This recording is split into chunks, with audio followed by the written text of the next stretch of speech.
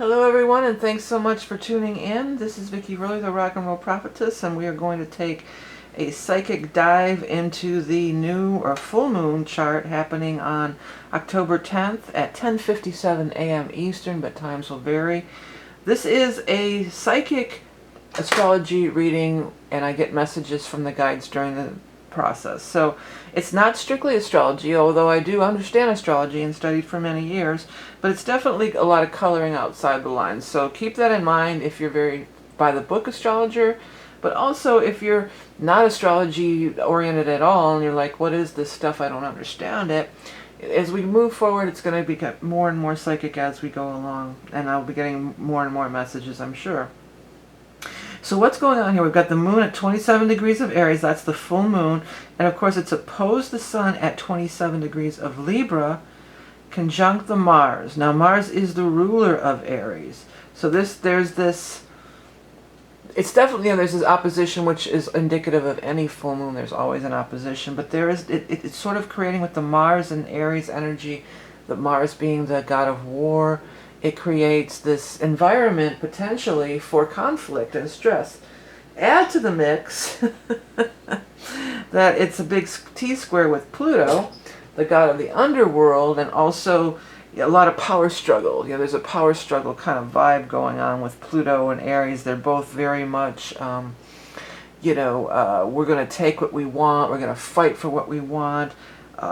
There's a setup of conflict initially. Initially, by looking at this chart, this may what might be maybe what comes to mind, and it certainly was for me. I actually read through almost this whole chart, but I deleted the reading because I had the wrong chart a couple weeks ago. And initially, yeah, that's what grabs you. You've got this opposition with Mars opposed to Aries, and we've got the moon in Aries, and then the T-squared of Pluto. So we think conflict, power struggles. I'm going to dominate you. There's an element of dominance, of trying to assert authority, power, dominance. And all of that can absolutely be true. But if you dive a little deeper into this chart, there's much more going on, because there's these are all these degrees of 27, 27, 24, these higher degrees. And that can make it seem more pressing or more imperative or more crucial or more... it could represent things that have been brewing for a longer time, sort of coming to a head.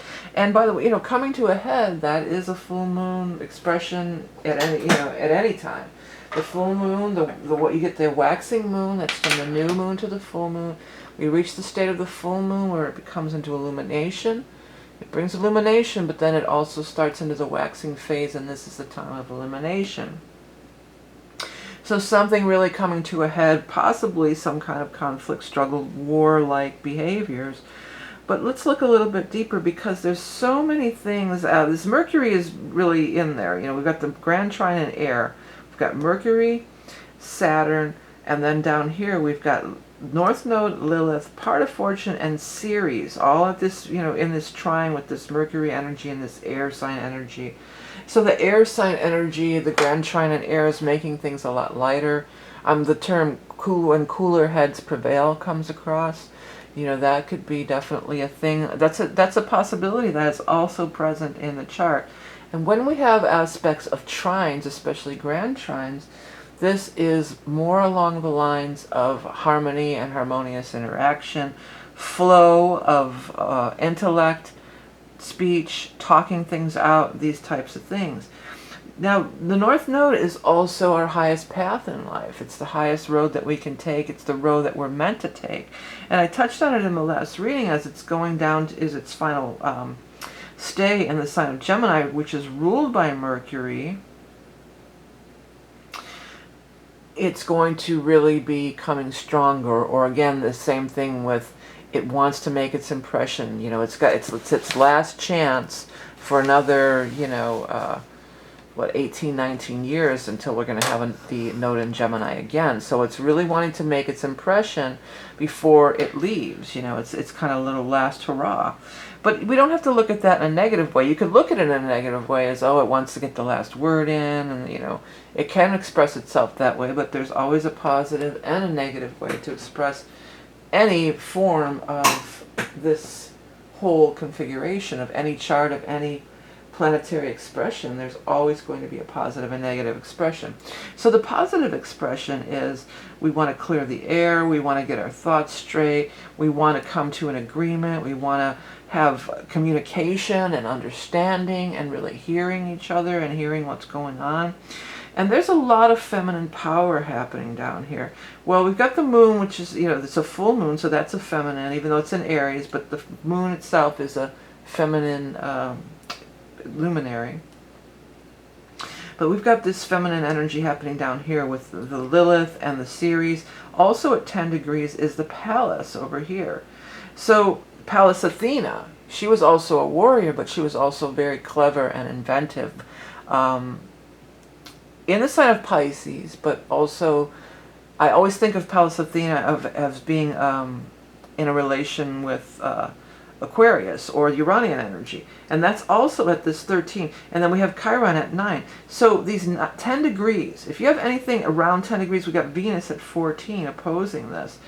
Anything you have at that 10 degree, give or take a few degrees, it's just 4 degrees up, and then there's 4 degrees down. Give or take, that's really getting activated, and activated more in a positive way, and I feel I want to say like a more cooperative way, because Gemini is the sign of the twin. So Gemini is not a singular, like the Aries energy, as a singular individual.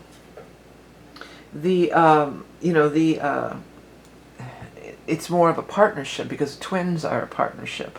It's a two people working together, walking the path together.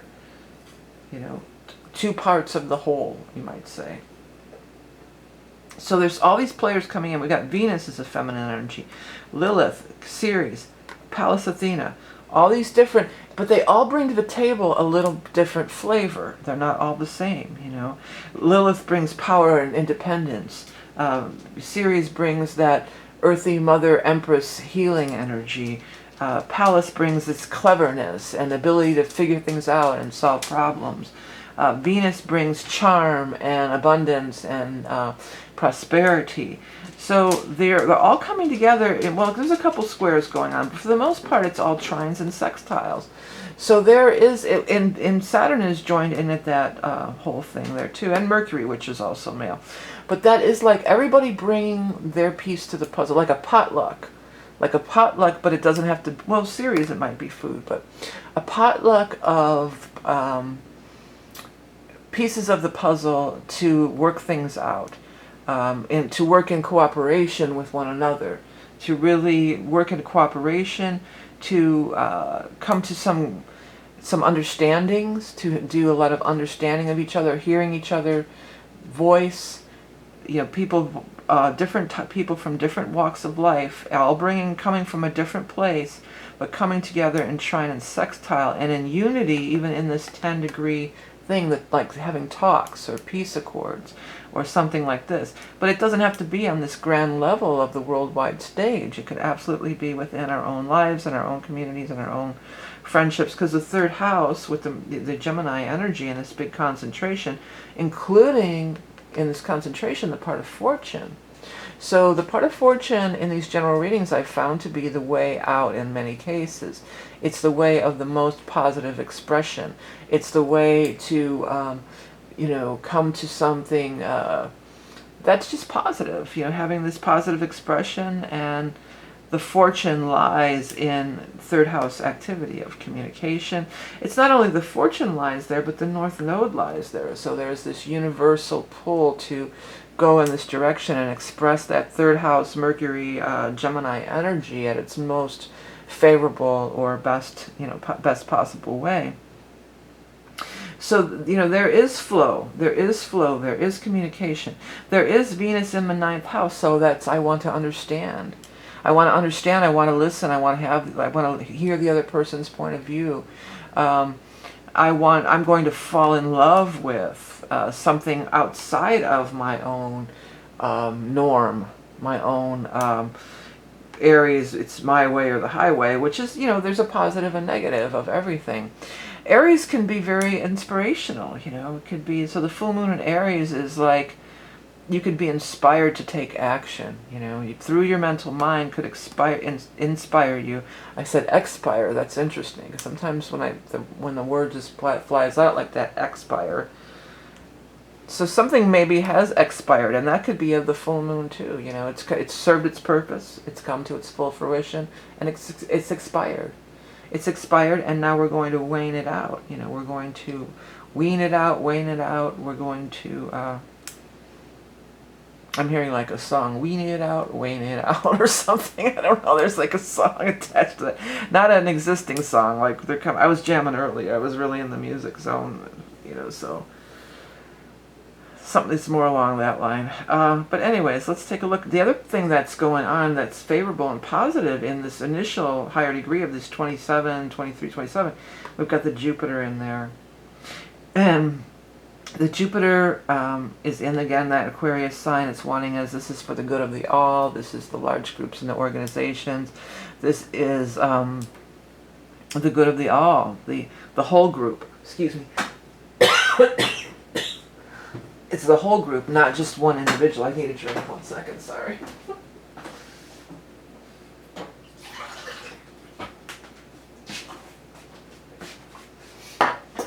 So finding a solution or finding a pathway to what's good for the entire group and not just the ARIES, the individual. And I need to cough up too, sorry. I'm talking too much. My throat's getting a little froggy here. The other part of that too, when we look at this 11th house, is that Saturn is there too. And Saturn can kind of force you or push you at times. You know, Saturn also is working towards that in its own unique way. And not everybody gets how Saturn works. You know, not everybody's comfortable with how Saturn works. Saturn's the old paradigm. But parts of the old paradigm will be coming through into the new paradigm, you know, into the new world, or whatever we want to call it here. And Saturn wants to get everybody on board here. It sometimes can resort to pushing, you know, or restricting. I'm trying to say restriction and restricting at the same time. It can often, sometimes manipulate even, you know, in a real negative slant. It could be manipulation. But Saturn is, you know, is that wise elder and does always have that highest good at heart. I'm looking at this and I'm getting like Saturn could be the holdout, you know. Saturn could be the holdout. Everybody's in and everybody's there, but Saturn still maybe wants to be the boss. You know, Saturn wants to be the boss. Saturn wants to. What I'm hearing is reign on their domain. But then it sounds to me almost like rain on my parade. You know? So could be, I guess that's how, you know, it's both sides of the coin, you know. That Saturn's really trying to reign over their domain, but it depends how you look at it. You might look at it like Saturn's trying to rain on your parade. But Saturn has earned the right to reign on their domain. Because Saturn is the elder, it is the wise elder. They have more experience, they have more... authority isn't really the right word, but they have more wisdom. That's what I'm looking for. Yeah, they have more wisdom. Speaking of wisdom, where's Uranus? And yeah, Uranus is in on this too. You know, Uranus is sextiling Palace over here, so new innovative ideas can come about at this time, and some of this with the earth and the water energy of Uranus and Taurus, and Palace and Pisces. I'm feeling like it has to do with water stuff. I think it was Bill Maher. He was half joking, but I mean, it wasn't a bad idea. He was talking about how over here in the eastern United States, we're having flooding. And in the West, there's a drought, and like, why can't we pipe water around? I mean, that's what I get from this, like the water problems. So is it drought, or is it excess, or agriculture and things like this? What I get about this too is being freed from old stuff, like this 12th house energy. Like maybe there's some old law in the book, like you can't do this, like, and it's just like not a loophole, the opposite of a loophole. It's the thing that's holding back from people doing what's right, you know, doing what's really right. And it's like this old law. I'm picking up something about maybe something from that was made that had to do with I know nothing. This is not based on it. This is just getting imagery and downloads from the guides. But they're showing me like old-timey, like the gold rush days. Like there was some laws or things that were put in place during the gold rush days, maybe out west, and that were good, you know, good solid rules that needed to be in place at that time. But they're impeding things that are happening now, that could happen now. And it's just outmoded and outdated and irrelevant now, but it's somehow that maybe this could be, you know, worked around. It's outmoded and outdated, but I also pick up like somebody's making a buck off of it. That's why it hasn't gone away, you know, follow that money. And somebody's, you know, somebody's manipulating that law or that rule to, you know, line their own pockets, so... or maybe it's even not, maybe I was wrong about the gold rush days. Maybe it has to do with,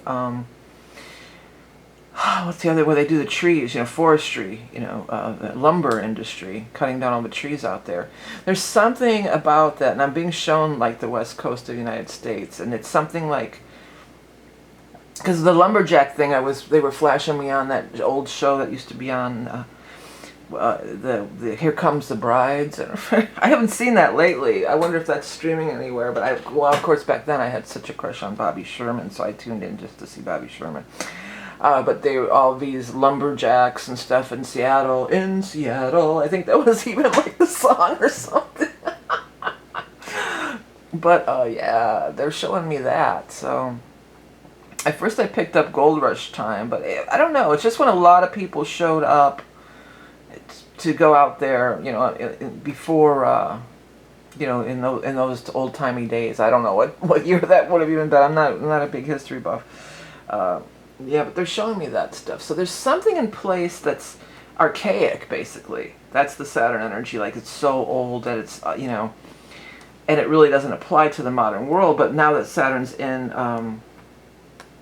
Aquarius, that maybe this could be doing. And it has to do with how the water maybe is routed or where the water goes or something like that.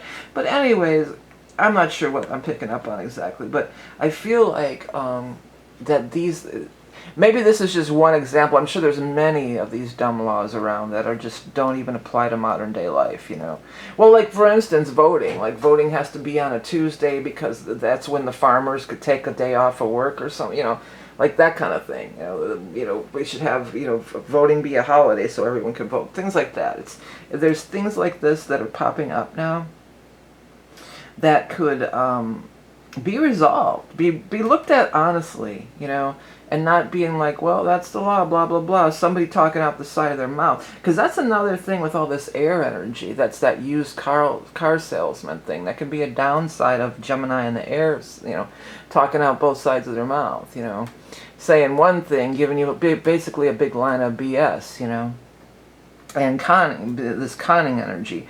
Because they're like, well, yeah, it's this, blah, blah, blah. But really, it's the, you know, this double talk, because they're really, you know, profiting off of this somehow. But it's going to open up to be not the profit for, you know, these kind of things could be uncovered with this 12th house thing here. Like I'm getting they're talking about a blanket of secrecy, so whatever that is. And you know, some of this stuff you could apply to your personal lives too. Maybe there's some blanket of secrecy that you're going to find out about.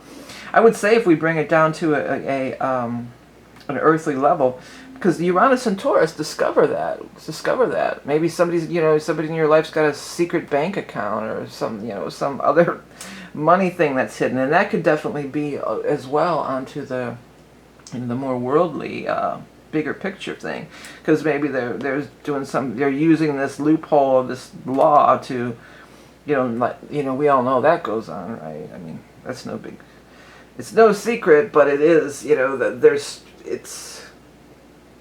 it's no secret in the general sense of it. Yeah, sure, that goes on, but I think some things might come to light like that, And it feels like that there's all this other money that we don't even know about, or that somebody doesn't even know about, that could be used for the good.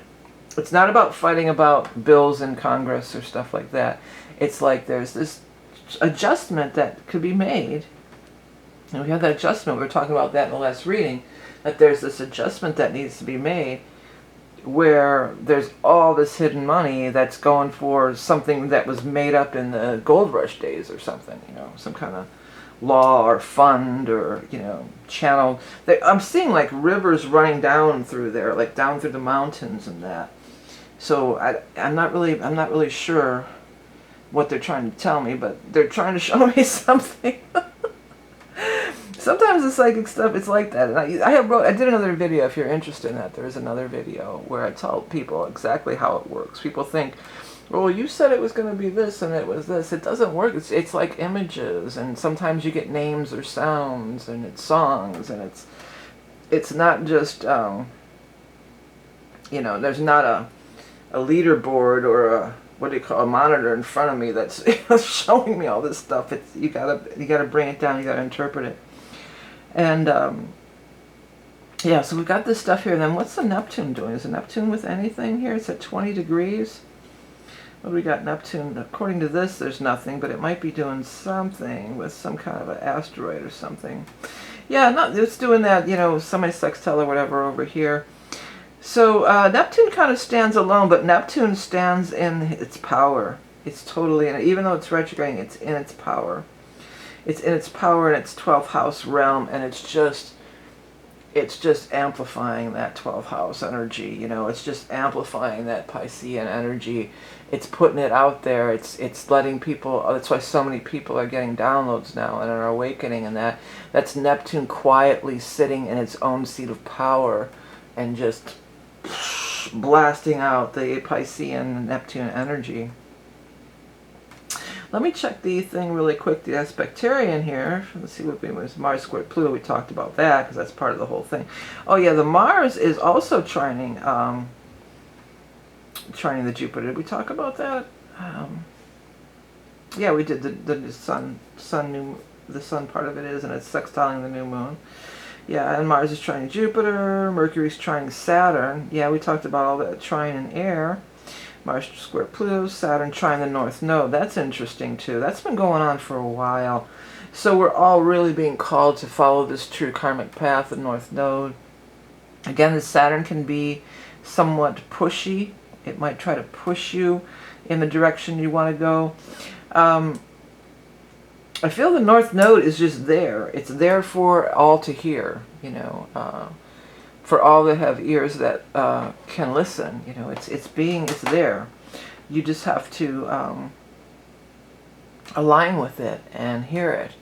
And there's a lot of different things flying around out there. There's all these different. It's coming. You know, look at just to begin in the middle of this. Just look at the interior, the aspect lines. You know, there's a lot of different things going on out there. There's more information available than ever before. But yet the story and the narrative is not, and there's so many versions of the truth, I guess. That's one of the things that, when we live in this society here. But there's certain things, what's coming through now is like there's certain things that we all can get behind, hopefully. There's certain things that we all can agree on, you know. And the sky is blue, but I mean, what I'm picking up is more like morally, you know. I think everybody has a certain degree of a moral compass. Everybody has a certain degree of empathy. I guess the plans of how to achieve. Everybody wants prosperity. Everybody wants, you know, good things, you know, for all. But it's just how we get there is how we get into the different kinds of things. But I feel like.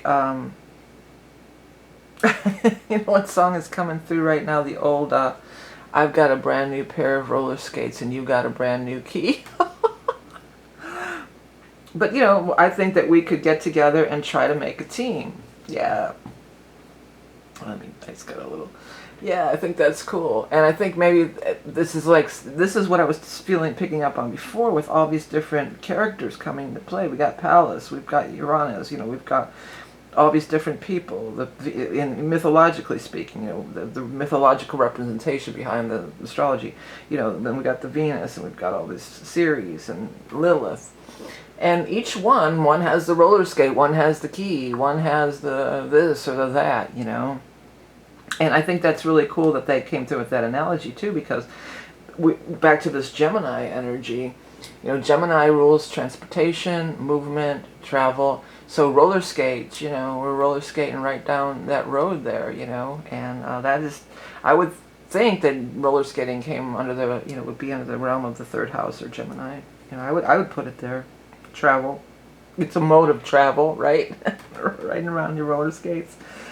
But I think that there's, this could really, if we, we focus our energy here instead of there with the big T-square, there is so much, and it's diverse, air, Gemini is very different from Pisces energy, is very different from, Sagittarius energy, from Taurus energy. They're all coming from a different background, but with them bring their own unique gifts and their own unique talents and their own contributions to the whole, and that's where the I'm hearing that's where the fun is, from the way outs. The way outs, that's where the fun is. Way out, way out. Oh, wow, that was off. Sorry. Okay, so yeah, there's some hope here. It's not all gloom and doom. I know we've got a full moon in Mars opposed, and there's some Aries battle happening, and Pluto power struggle. I mean, that's there too, and it's formidable. But there's other stuff too. It might be, it's through the feminine energy, so it might express itself a little softer. It might be underground. It might be behind the scenes. It might be like behind the scenes networks of people organizing, talking, spreading information, compromising, cooperating. Because we still are, this is Libra over here. We got a lot of Libra over here. So there's always a negative and there's always a positive. You should always look at it that way. I look at it that way for everything. And it's not like I'm just blowing smoke up your butt like some people might think. But why not, go to that positive way? Why do you want to reinforce the negative? Why would anybody want to give their power away to somebody who's just preaching negativity and it's all gloom and doom? And it's, I don't get that. It's given the choice, try to find the positive energy and try to contribute to that positive energy being the prevailing thought, being the prevailing power, being the prevailing, or at least be a part of that, even if it's behind the scenes, this network, rather than being, in the war and in the struggle for power. There's power in communication, there's power in community, these types of things. 11th house community, 3rd house community, 7th house partnerships, 9th house, higher knowledge, learning about other people's cultures and beliefs and things, So it's always a personal choice. Always is, right? Okay, hey everybody. I thank you everybody who's already started ordering the year ahead readings. Again, my most popular reading of the year. Look at 2022, the upcoming year. I do start out with some astrology. I don't, it's basically where the big planetary transits are to your chart, where they're hitting, what it means. Definitely incorporate the eclipses and some of the big things that are coming up in 2022 is, of course, Jupiter's going to go into Pisces right off the bat, and also the nodes are going to go into Taurus and Scorpio. Thus, we're going to start having eclipses in Taurus and Scorpio for the next year. Jupiter's going to fly. It's just going to book it through Pisces, and it's going to be in Aries also. Then it's going to retrograde back in the end of the year back into Pisces. So, start out by looking at that kind of stuff as far as it affects your chart specifically and your planetary aspects. And then I do a 4-season tarot reading, and it's a psychic tarot reading, and then I give you an animal totem too. So it's a pretty in-depth reading. I always keep the price the same. I've never raised the price on that, and it's very popular. And, you know, if you want to check that out, it's available. Also, my second book of channeling information is out, so I'm excited about that. And I have all loads of other things. And I want to thank everybody who does support me in all the ways that you do, by liking, sharing, commenting, subscribing, purchasing my various wares. I have adult coloring books and t-shirts and all sorts of stuff. And that all goes towards me continuing to do this work and continuing to post videos on YouTube for many years now. And it's all because of you. I couldn't do it without you. So I love you all so much for that. Don't forget to hit that subscribe button in the bottom right corner. Remember, you are love and beauty incarnate. Have a great full moon in Aries.